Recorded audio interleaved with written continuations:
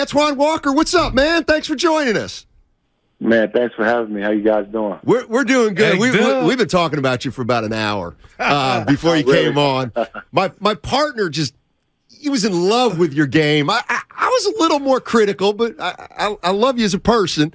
But let me ask you this: first, who did you steal the shimmy from? Did you steal the shimmy from Mark Jackson?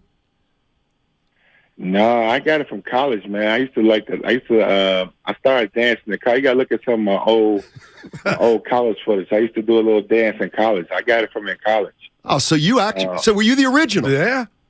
Mark's a little older than me, so Mark might be the original, but I started doing it when I was in college. And, Rick Pitino, you guys know, Rick Pitino's a real disciplinarian. Right. I couldn't really get into it the way I wanted to when I got into the league. Interesting. Yeah. Speaking of Pitino, he was tough. Rick. Man, he just didn't. I remember covering the Warriors, and he came in with the Celtics, and Chauncey Billups he didn't like playing for Rick Pitino. His style didn't work so great in the NBA. But great he's a pressing coach. He wanted to press. Chauncey wasn't a typical pressing point guard. Right. So I think that's where they kind of clashed at. But Coach wanted to press. He tried to bring that mentality into the league. But he had coached already with New York. Mm-hmm. But he had so much success pressing before he came to the Celtics. He tried to bring it in. We didn't have the right personnel for that. I mean, if you look at Coach Pitino and his tenure with the Celtics, I probably played with 30, 40 guys right. over a very short 2.5-year period. And you can't. It's tough to build continuity and to put a system in when you're bringing guys in and out. So Coach wanted to win right away. The pressure was on. He was the GM and head coach. You got to remember that. That's right. Yeah, so it was a little bit more pressure for him. He was bringing the players in plus coaching, so it was a little bit more difficult. And I think he just got impatient. Antoine, impatient that process. Oh, my bad. Hey, every time I see you on TV break down the game, I appreciate it because I always feel like, and I told my partner, there's no favoritism. He's just keeping it real. And a lot of people in the Bay right now are worried. I'm kind of holding on that what this Warrior team has done in the past, mainly last year, assuming health, will mean more than maybe Phoenix getting Durant and maybe Dallas getting Kyrie. Can you tell just the listeners out here what you see from this Golden State Warrior team now, and do they got a chance to win it in Antoine Walker's opinion?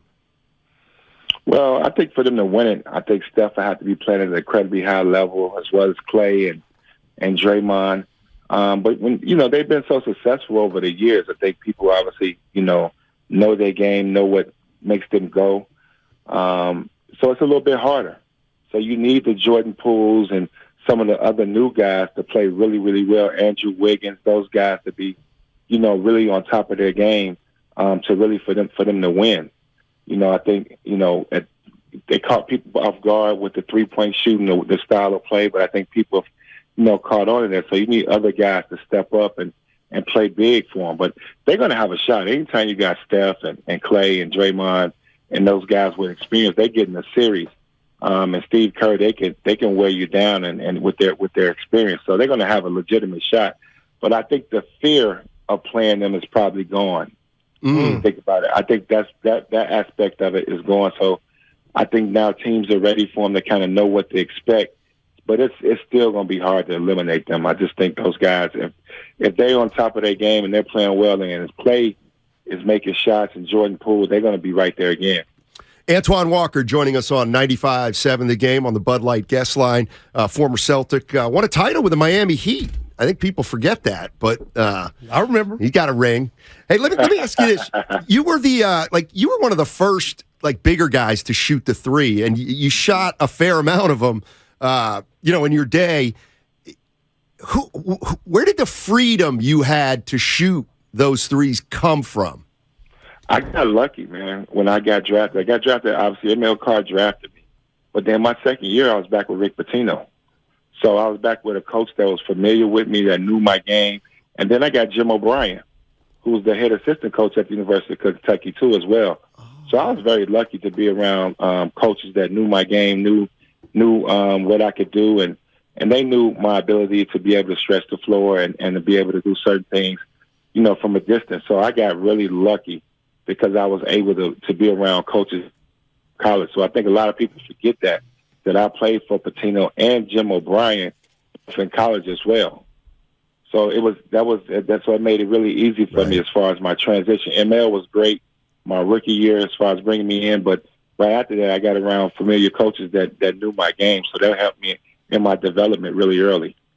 Antoine, let me ask you this, because I tell my partner every day after we watch the Warriors and we interact with the listeners, defense is a problem right now with the Golden State Warriors. At times, they look really, really small, and I come in and I say, you know what? When I look at Draymond Green, that motor is still there. He's invested.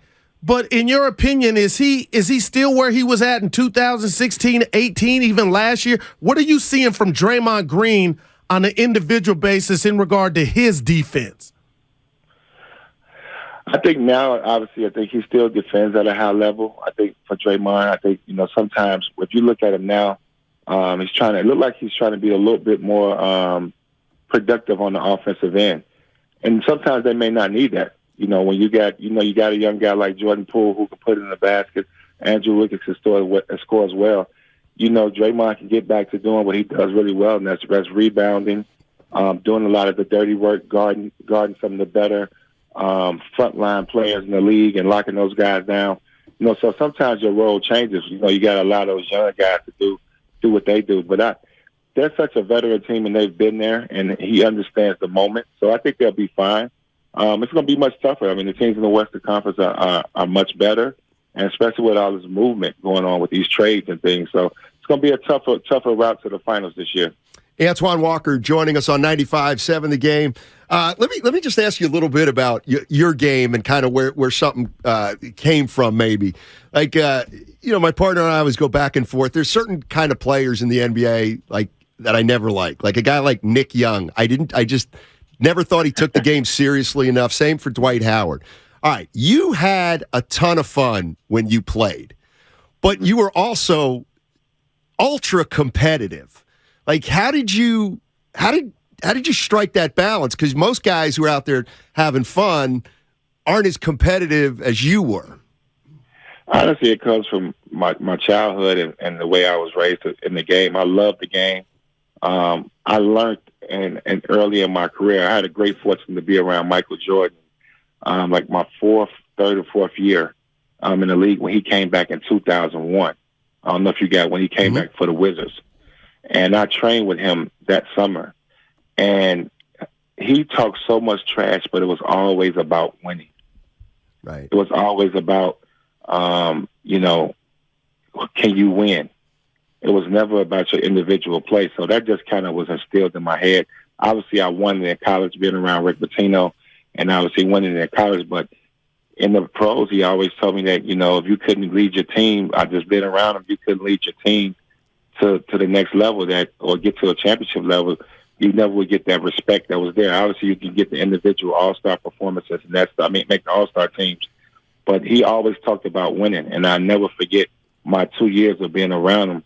Everything was about winning. It was never about individual play. And this is playing pickup ball. I mean, when I was playing pickup ball, every day it was a trash talk about who won the most games today. I mean, this is how it was every day around him. So I just picked that up from him and learned from that. So my experience with the Miami Heat and winning the championship, I never wanted to let that opportunity go, playing with Shaq and D-Wade. So I wanted to do everything I could to just do my part, to have an opportunity to win the championship. Me and Paul were also competitive, and we competed at a very high level, but we never could get over that hump. We couldn't get past New Jersey. New Jersey went to the finals twice. So, you learn your lessons, but I was glad that I was able to get one championship. Antoine, I'm going to hit you with a random question. Ben Simmons, when he came out, he was supposed to be the next, and he looked it. He had the size. He's gotten paid. But, Antoine, I'm watching him now. You know what it takes. You're a former player.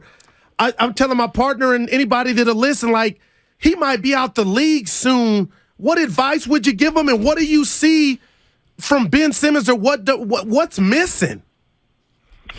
Well, I think some confidence on the offensive end. I think, one thing Ben could be great at, and I think I'm not saying, and I don't know this because I'm not in the locker room with coaches, you got to stick to what he's good at. He's a great ball handler. He can make plays off the dribble. Don't worry about him scoring and looking at the basket. I think he could be a very good defender. But maybe, you know, a lot of these teams now, because are looking for him to score, looking at him to do things that he's not capable of doing, or he's not really confident. I shouldn't say he's not capable of doing. Antoine, what about when he passes up shots, though? What? That are like you got to shoot it. What? Why are you asking Antoine Walker about a guy who's afraid to shoot? Antoine Walker doesn't know that feeling. Well, he would know why he's not shooting, though. Like, who am I? Just a dude in San Francisco, Antoine. I'm worried that he might be out the league soon if he doesn't get it right, and I think it's just on him. Yeah, I mean, it's a confidence thing. I think it's definitely a confidence thing, and it's not like he's got a bad-looking shot, but I think that comes, too, from the coach. And I don't know this for sure, and I'm not sure what the coaches are instilling in him, but you got to let him know that, hey, it's okay to miss. You know, it's okay to miss some shots, and you know, you need a coach who's instilling a tremendous amount of confidence in him. And I'm not saying that I know that the coaches in the past haven't did that for him, but you gotta believe in him. Teammates have to encourage him. Say, hey, take that 3, take that open 17-footer. We believe in you. We trust you. I'm pretty sure he makes them in practice. I'm pretty sure if we go watch him in practice and watch him shoot standstill jump shots, I'm pretty sure he's going to shoot a very good percentage. So I definitely believe he has it in him. It's just a matter of time because he's too skilled of a player. He could be a great defender. He has unbelievable ball handling skills. He can pass the ball with the best of them.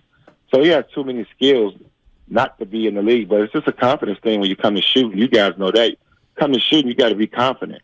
And I think he's never really had that type of confidence. And I don't know if that's from the coaches not giving it to him or is it just him himself. But to be in the league for a while, he's going to have to start shooting the basketball, making shots. Hey, Antoine, man, thank you so much for joining us. Really appreciate it. And, man, we'd love to have you on again once the playoffs start. Oh, yeah, thanks. Give me a call, man. I appreciate it, man. Thanks for having me on. Yes, sir. Antoine Walker, former Celtic.